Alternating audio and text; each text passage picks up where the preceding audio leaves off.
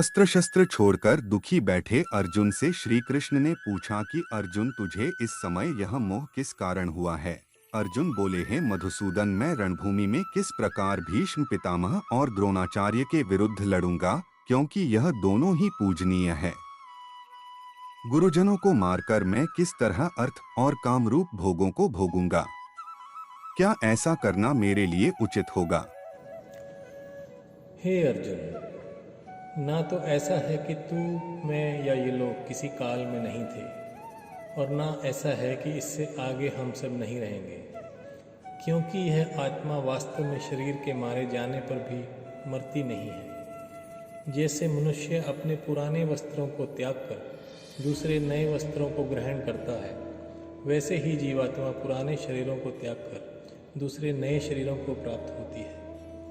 यह आत्मा को शस्त्र काट नहीं सकते, आग जला नहीं सकती, जल गला नहीं सकता, वायु सुखा नहीं सकती, क्योंकि यह आत्मा नाश रहित और विकार रहित है। यदि तू इस आत्मा को जन्मने तथा मरने वाला भी मानता है, तो भी तू इस प्रकार शोक करने के योग्य नहीं है, क्योंकि जन्मे हुए की मृत्यु निश्चित है और मरे हुए का जन्म भी निश्चित है।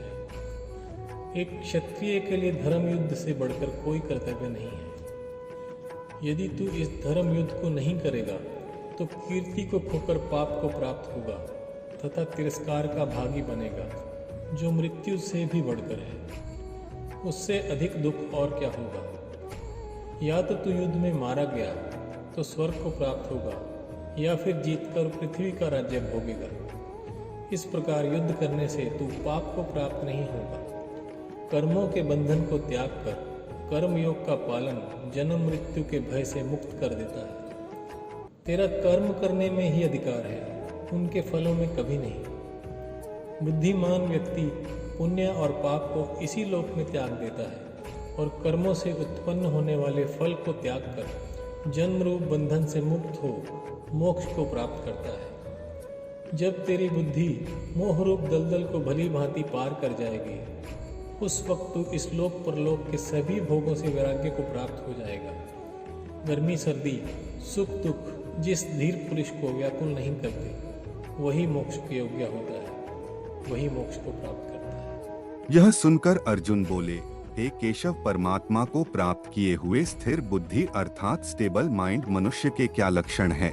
हे अर्जुन, जिस काल में यह पुरुष मन में स्थित संपूर्ण कामनाओं को भली भांति त्याग देता है और आत्मा में ही संतुष्ट रहता है, दुखों की प्राप्ति होने पर जिसके मन पर आवेश नहीं होता और सुखों की प्राप्ति पर जो इच्छा रहित है, जिसके भय और क्रोध नष्ट हो गए हैं, जो पुरुष स्नेह रहित शुभ या अशुभ वस्तु को प्राप्त होकर न प्रसन्न होता है और न ही घृणा करता, ऐसे ही व्यक्ति को स्टेबल माइंड अर्थात स्थिर बुद्धि कहा जाता है। जैसे नाव को वायु अपने वश में कर लेती है, वैसे ही विचरती हुई इंद्रियां पुरुष की बुद्धि को अपने वश में कर लेती है। इंद्रियां बुद्धिमान पुरुष के मन को भी हर लेती हैं। इसलिए मनुष्य को चाहिए कि वह इंद्रियों को वश में करके वैसे ही एकाग्रचित हो जाए, जैसे कछुआ सब ओर से अपने अंगों को समेट लेता है। इसलिए जिस पुरुष की इंद्रियां उसके वश में होती हैं, उसी की बुद्धि स्थिर हो जाती है। जैसे नदियों के जल अचल प्रतिष्ठा वाले समुद्र में उसको विचलित न करते हुए समा जाते हैं,